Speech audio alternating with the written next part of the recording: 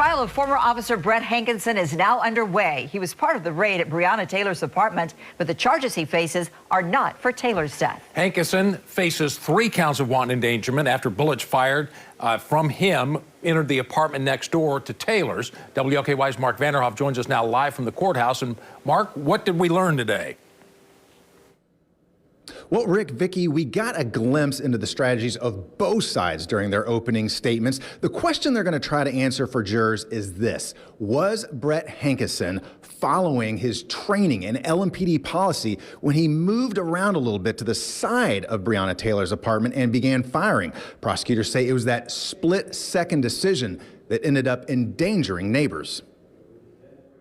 Just debris started going past my head, my face. Cody Etherton woke up as gunfire erupted next door at Breonna Taylor's apartment the night of March 13th, 2020. I pretty much knew, because I heard the shots, pretty much knew that it was gunfire coming through the wall. Prosecutors say 3 bullets entered Etherton's apartment, fired by former LMPD officer Brett Hankison. It's those bullets that have Hankison on trial, facing 3 counts of wanton endangerment. This case is about Cody and his partner Chelsea, who was 7 months pregnant at the time,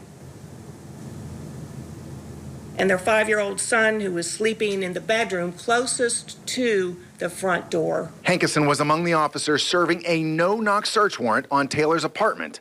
Current and former officers testified about ramming Taylor's door before being fired upon by Taylor's boyfriend. Sergeant Manley took a half a step inside. The only thing I saw disappear into that apartment from my view was his elbow in holding the gun.